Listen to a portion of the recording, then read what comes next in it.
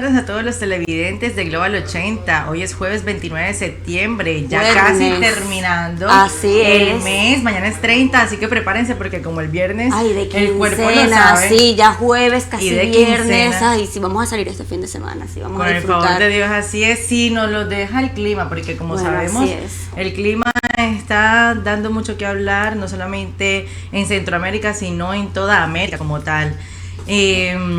Para eso tenemos a Miguel Ángel Herrera con los titulares. Adelante.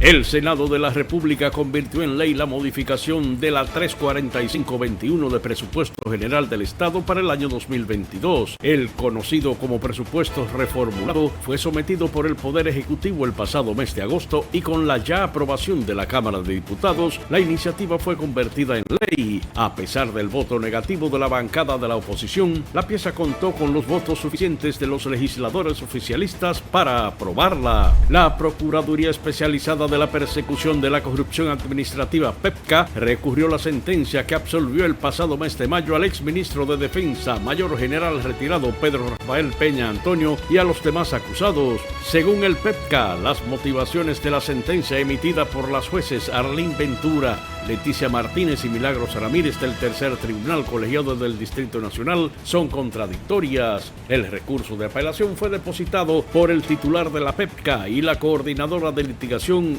Mirna Ortiz. República Dominicana logra que el Consejo de Seguridad de las Naciones Unidas ponga a Haití como prioridad durante la Asamblea General que se desarrolla en Nueva York. El discurso del presidente Luis Abinader y de otras autoridades solicitando la intervención de la comunidad internacional para que ayude el vecino país con la crisis que le afecta está poniendo la mirada en esa nación. El país respaldó la posición del secretario general de la Organización de Naciones Unidas, Antonio Guterres, de que mientras se consolida la ayuda para la capacitación de la policía haitiana, es necesario una fuerza robusta capaz de recuperar la paz y poner fin a la violencia. La vicepresidente de la Comisión Permanente de Educación de la Cámara de Diputados, Rudy María Méndez, asegura que el equipo de legisladores se reunirá para evaluar la propuesta de llevar al Congreso al ministro de Educación. Si él manda allí, aquí mandamos nosotros, precisa la diputada PLDista, al revelar que la comisión de congresistas se reunirá hoy para coordinar la invitación. El segundo juzgado de la instrucción del Distrito Nacional declaró un auto de no al lugar en favor de Henry Daniel Santana Badía y su empresa, la sociedad comercial NB. Santana Badía era acusado por el Ministerio Público de violar la ley 155-17 sobre lavado de activos. La jueza Patricia Padilla del segundo de la instrucción emitió la resolución. Julio Curi, abogado del imputado, indicó que el tribunal determinó que el hecho atribuido no era constitutivo de ninguna infracción penal, a mente que no existían elementos de prueba que fundamentaran los cargos formulados. Estas son las más importantes noticias de la República Dominicana en la plataforma Miguel Ángel Herrera Video Podcast.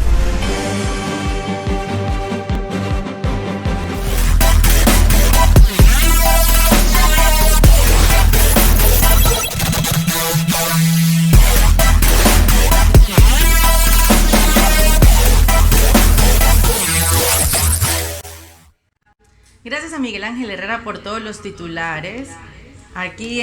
Pues así es, y seguimos con más de las últimas noticias. Una de las noticias más importantes que está afectando el huracán ha tocado tierra en las costas de Miami.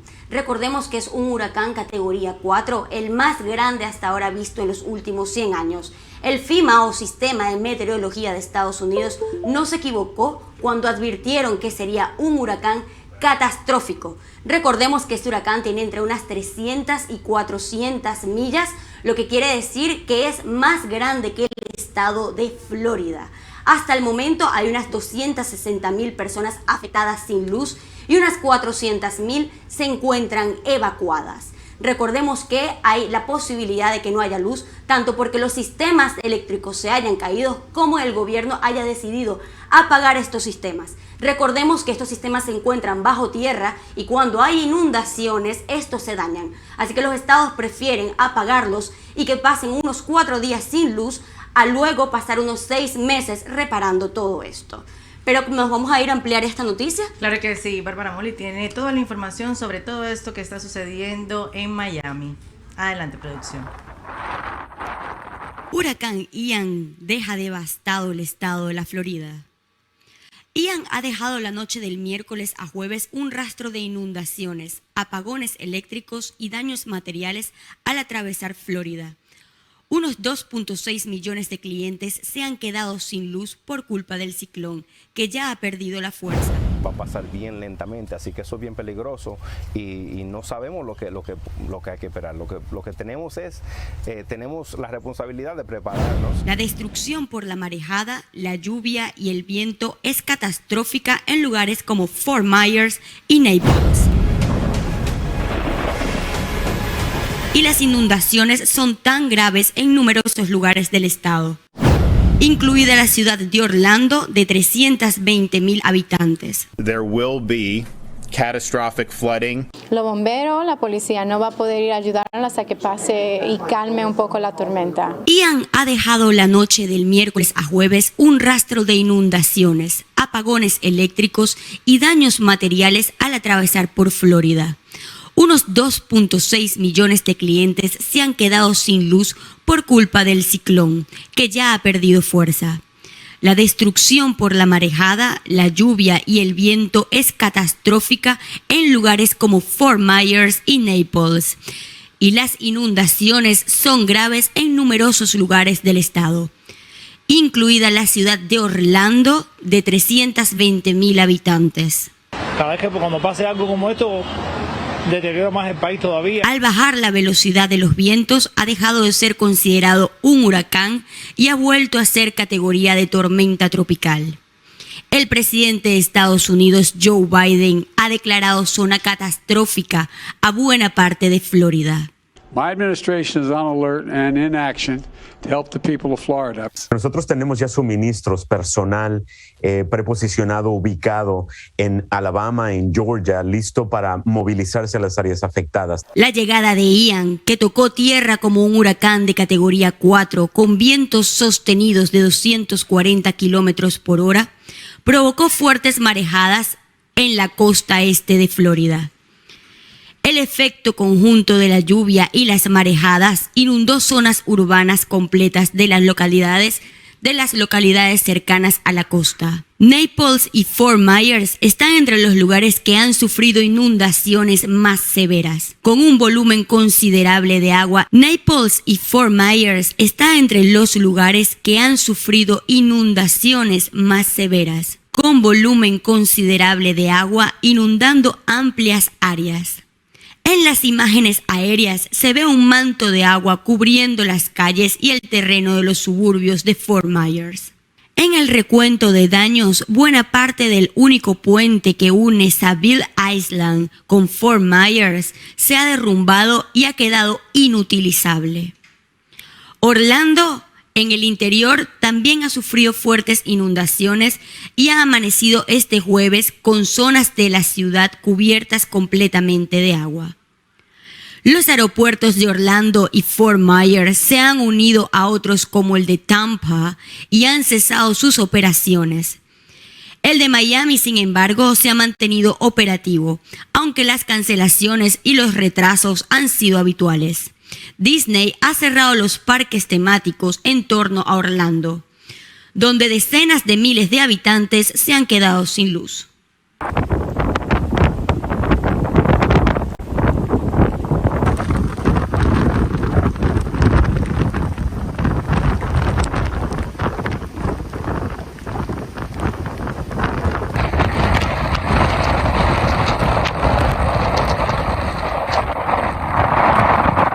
There will be debris in the air and flooding powerful enough to move cars around. So please do not be outside during this storm. If you're in those Southwest Florida counties, you need to be sheltering in place.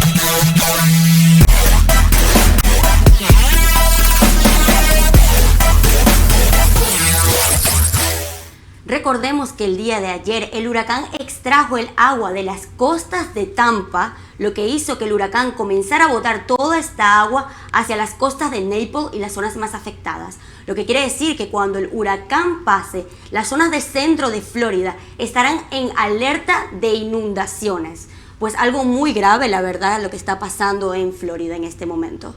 Sí, y además tenemos un documental que vamos a hablar ahorita sobre eso, de todos los huracanes que han tocado tierra y que han dejado devastados muchos países. Así es. Como lo está haciendo ahora el huracán Ian. Adelante, producción, con este documental número 1.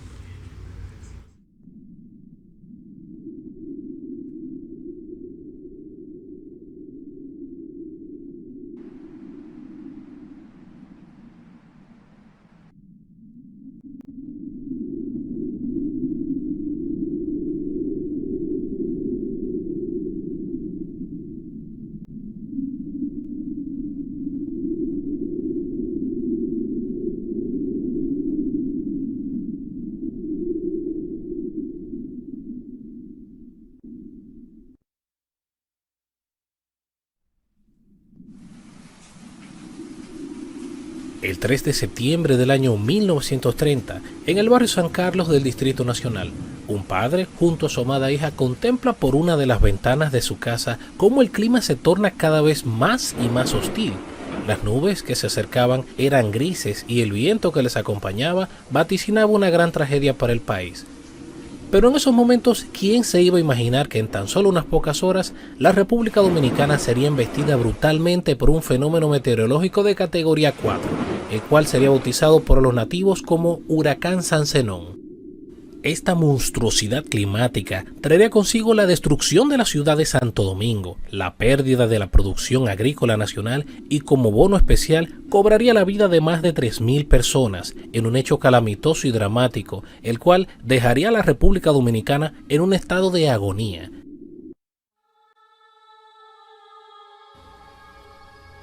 Nos encontramos en la República Dominicana. Es el año 1930. Justo para este año, los dominicanos estrenaban un nuevo mandatario, de nombre Rafael Leonidas Trujillo Molina, quien apenas cumplía 3 semanas en la presidencia de la República, tendría la visita de un invitado inesperado e indeseable. Este se presentaría en la forma de un potente y mortal huracán, el cual tocaría a la República Dominicana el 3 de septiembre del año 1930. Su nombre, Huracán San Zenón, el cual haría su mortal y destructivo paso por la isla de Santo Domingo, destruyendo casi todo a su paso. Para aquellos años, el país ya se encontraba en un estado de calamidad, incluso antes del paso del huracán. Había una serie de problemas con los cuales la República cargaba desde hace un tiempo, los cuales no habían sido solucionados. El peor de esos problemas era la deuda externa, seguido por la falta de educación, las malas construcciones de la época, el pobre acceso interurbano y un sistema de salud bastante limitado, circunstancias que combinadas con el paso del fenómeno climatológico actuaron como el traje de gala de la muerte. El huracán San Zenón llegaría a la República Dominicana en el mes de septiembre. Según ha sido registrado, este golpeó la isla de Santo Domingo con vientos entre 178 a 210 km por hora, aunque otras fuentes le atribuyen una velocidad de hasta 240 km por hora, cosa que le coloca como un huracán de categoría 4, rango considerado como huracán devastador en la categoría Saffir-Simpson. No sé si comprendan la gravedad del asunto, pero ser golpeado por un objeto lanzado al aire con esta fuerza es una muerte garantizada. Básicamente sería como ser atropellado por un Porsche GT o una moto de carrera a toda su potencia.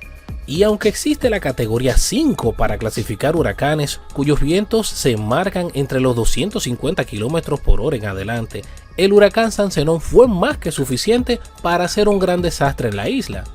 Según el historiador Orlando Hinoa, el acontecimiento fue terrible y por demás sorpresivo, pues tomó casi a todos desprevenidos. Este cuenta que en un principio comenzarían a sentirse los vientos que anunciaban que una fuerte lluvia se aproximaba. Sin embargo, en poco tiempo las ráfagas arremetieron con una fuerza tremenda a las débiles y pobremente elaboradas construcciones de la capital.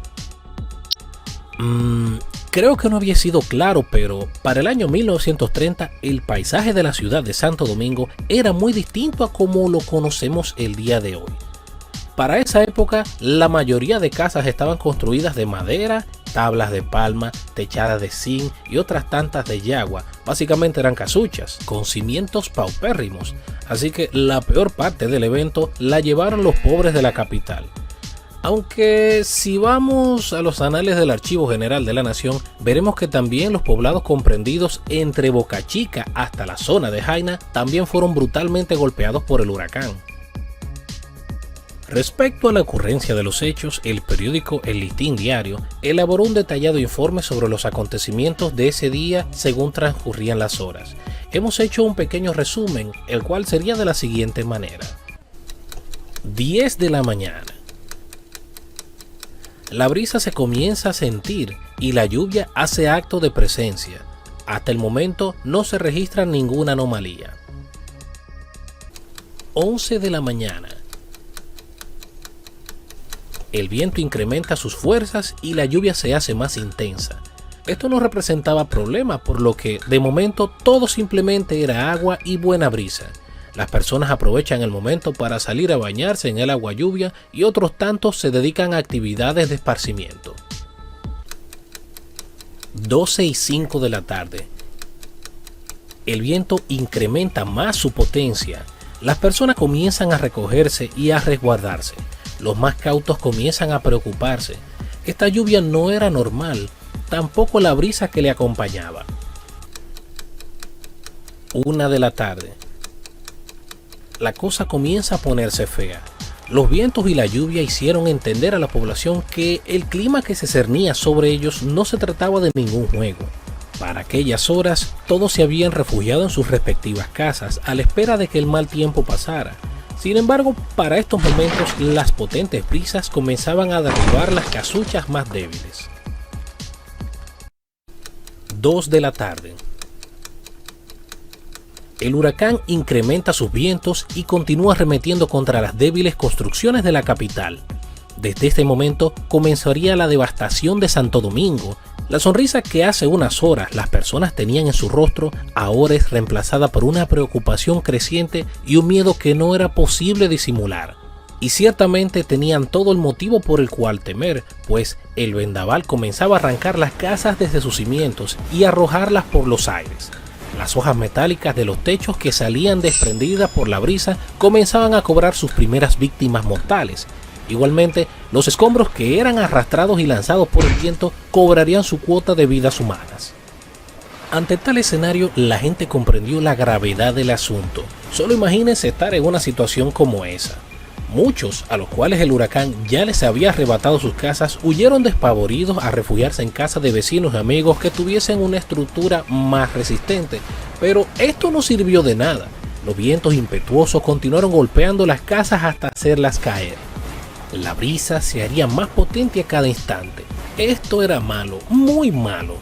La gente, al no tener básicamente donde refugiarse, corría desesperada por su vida, siendo en estos momentos donde los escombros lanzados por el huracán, ahora convertidos en mortales proyectiles, cobraban más víctimas mortales y causarían miles de lesiones a la población de la capital. Pero un factor determinante, el cual provocaría muchos de los decesos, lo constituyó la imprudencia de la gente. Según el periódico La Opinión, muchas de las muertes fueron causadas por el motivo de que ciudadanos salían de la protección de su casa o del lugar de refugio a ver cómo los escombros volaban por los aires. Eran en esos momentos cuando eran golpeados por algún pedazo de madera, roca o metal y terminaban muertos. Otra muestra de imprudencia increíble era exhibida por los hombres a caballo de la época, los cuales salían a cabalgar en sus corceles por la calle de Santo Domingo en medio del pandemonium, siendo golpeados mortalmente por algún escombro lanzado, siendo así que tanto el jinete como su caballo terminaban muertos. Por igual, se registraron personas que durante el paso del huracán celebraban el acontecimiento con bebidas alcohólicas y envalentonados por las mismas salían a la calle a pie o en carretas tiradas por animales, donde encontraban un trágico final. Otros simplemente deambulaban por la calle, ya se podrán imaginar cómo termina la cosa. 3 de la tarde. Por fin las lluvias y el viento decrecen. Su intensidad baja y las personas comienzan a salir de sus escondites. Pero los sobrevivientes del evento se llevarían una desagradable sorpresa al contemplar un paisaje desolador. La orgullosa ciudad de Santo Domingo estaba convertida completamente en ruinas. El paisaje era simplemente desolador, pero no era el momento de quedarse quieto. Muchos se aprestaron a hacer un reconocimiento del área en búsqueda de sus familiares y amigos. Sin embargo, no se engañen, pues la cosa no ha terminado. Esta claridad solo duraría unos 20 minutos, tiempo suficiente para apreciar la destrucción generada por el huracán. El espectáculo simplemente era trágico. Las estructuras habían sido destruidas, los cadáveres se encontraban por cientos, muchos habían sido muertos golpeados por algún objeto lanzado por el viento, otros aplastados por escombros como paredes y grandes troncos, otros tantos atravesados por maderos o pedazos de metal, otros cortados por la mitad por planchas de zinc, otros ahogados por las torrenciales aguas. En esos días fue común apreciar muchos cuerpos sin vida en medio de la calle arrastrados por el viento y las aguas, mientras que los heridos y los mutilados se contaban por miles. En aquellos momentos el llanto se escuchaba por todas partes de la capital y las zonas aledañas. Unos gritaban de dolor al encontrar los cuerpos sin vida de sus seres queridos. Madres, padres, hermanos, hijos, todos estaban muertos por cientos. Al huracán no les importó quiénes eran, simplemente les arrebató la vida a todos. Los pocos minutos de calma que se vivieron no fueron más que una simple ilusión, y el motivo fue básicamente simple. El huracán no se había marchado del territorio dominicano, sino que justo para esos momentos el ojo del mortal fenómeno cruzaba la zona de la capital. De allí es que vienen muchas de las historias que dicen que el huracán se había devuelto para acabar con lo que quedó. Pero para esos momentos todos lamentaban sus pérdidas, por lo que bajaron la guardia, así que no fueron capaces de asimilar lo que pasaría a continuación. 3:20 de la tarde. De nuevo el viento y las lluvias comienzan a cobrar fuerza sobre la capital. En cuestión de no más de 15 minutos, la capital vuelve a estar en medio de una lluvia de escombros, troncos, piedras, hojas de zinc, cables eléctricos y demás elementos que actuaban como verdugos. No hubo mucho tiempo para reponerse del choque emocional. Una vez más, todos estaban en peligro buscando salvar su vida. Tal parece que la muerte reclamaba como suya la vida de todos los capitaleños. Por otra parte, pero dentro del mismo evento, el mar reclamaba como suyo el malecón de Santo Domingo. El agua llegó a cubrir las vías de acceso, al tiempo que se tragó a varios desdichados que se encontraban cerca. Pero también el mar lanzaba a grandes distancias y con una fuerza tremenda enormes pedazos de roca, así como peces y toda clase de crustáceos que se encontraban cerca de la costa. Era muy peligroso acercarse a esta zona, aunque en honor a la verdad, toda la isla estaba en peligro. Según cuentan, los que vivieron el evento en carne propia aseguran que la segunda ráfaga fue peor que la primera, pues no había donde cubrirse, todo estaba en ruinas, de manera que en este lapso de tiempo muchas más personas morirían producto de los bravos vientos que golpeaban todo y a todos a su paso. 6 de la tarde. La lluvia decrece y el viento baja su intensidad, y aquellos que tuvieron la dicha de conservar su vida salen de sus escondites lentamente. El huracán se había marchado. Para aquellos momentos, la ciudad estaba casi destruida por completo. La muerte estaba en todas partes y la desolación reinaba por doquier. Muchos dijeron que se trataba de un castigo de Dios, pues nunca se había visto tanta destrucción y muerte en toda la historia de la República. Ni aún en los años de la Guerra de Independencia se perdieron tantas vidas como ese día.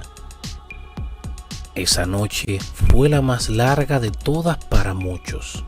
La tempestad se había marchado, pero habría dejado tras de sí una larga estela de muerte y desgracia.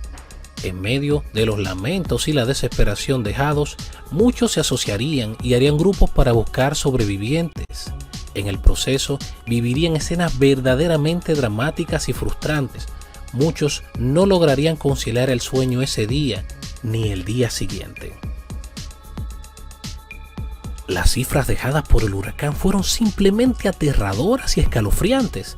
Según se tiene constancia, los fallecidos en la tragedia fueron contabilizados en más de 2.000 personas, aunque fuentes diversas aseguran que la cantidad real fue muy superior a los 3.000. Por igual, la cantidad de heridos ascendería a más de 6.000 y de unas 9.500 casas completamente destruidas, lo que dio como resultado un estimado de unas 30.000 personas sin hogar. Aunque estos datos son simplemente estimaciones, pues la cantidad de muertos, heridos y propiedades destruidas fue mucho mayor a la reportada. De acuerdo con el historiador Orlando Hinoa, de las 10.000 construcciones que aproximadamente había en la ciudad para esos años, apenas quedaron en pie unas 400. La zona colonial del Distrito Nacional supo resistir bastante bien los embates del huracán, siendo esta la única zona en quedar casi intacta. Pero las desgracias no pararían ahí. En los días venideros, el pueblo dominicano conocería otra cara de la desesperación. Una desesperación amarga y cruel, la cual solo conocemos los que hemos experimentado de primera mano el paso de un huracán. Pero de eso les hablaré en la continuación de este documental.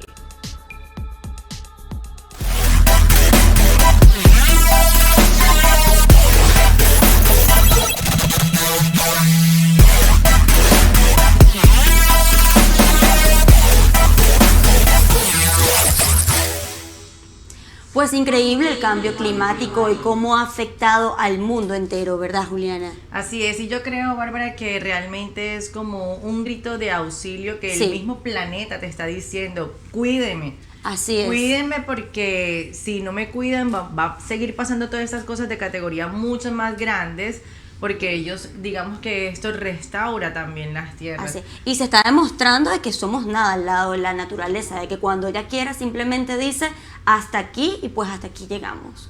De esta manera nos vamos a ir a un corte comercial, pero no se muevan con más porque ya venimos.